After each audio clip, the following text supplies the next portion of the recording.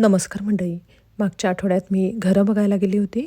तुम्हाला व्हिडिओमध्ये जे घर दिसतं आहे, ते घर आतून कसं आहे, ते तुम्हाला आता दाखवणार आहे. हे घर नॉर्थ कॅरोलायनामधलं घर आहे आणि हे पुल्टिया बिल्डर्सचं मॉडेल होम आहे.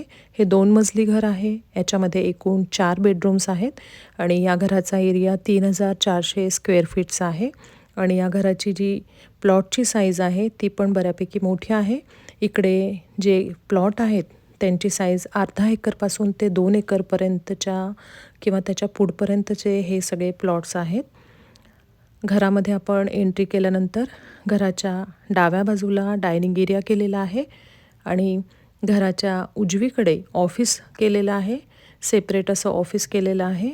घराला सगळीकडनं छान मोठमोठ्या खिडक्या आहेत, त्यामुळे बाहेरचा सगळा परिसर या खिडक्यांमधनं खूप छान दिसतो.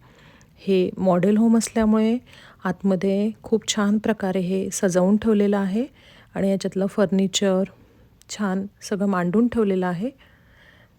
म्हणजे कोणी पण आलं की सगळ्यांना हे घर आवडायला पाहिजे अशा रीतीने हे खूप सुंदर प्रकारे सजवून ठेवलेलं आहे.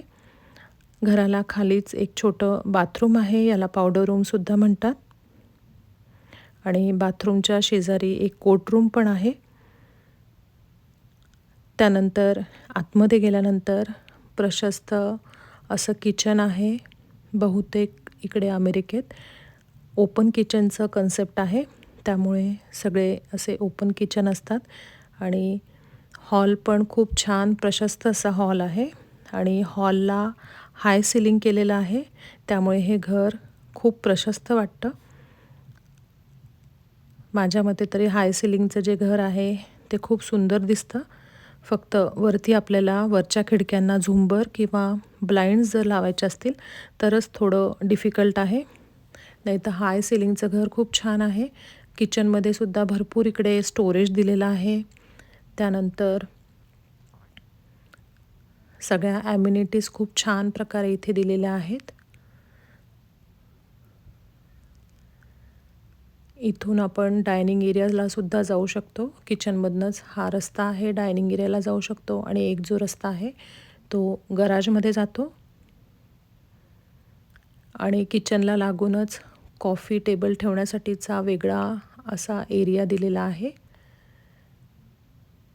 तिथे कॉफी टेबलसुद्धा आपण इथे मांडून ठेवू शकतो. त्यानंतर खाली आपण गेल्यानंतर ही प्लॅनिंग रूम आहे. इथे ऑफिसचं काम करायला सुद्धा बसू शकतो किंवा अजून दुसरं काही आपल्याला सामान ठेवायचं ते ठेवू शकतो. नंतर किचनला लागूनच ही स्टोर रूम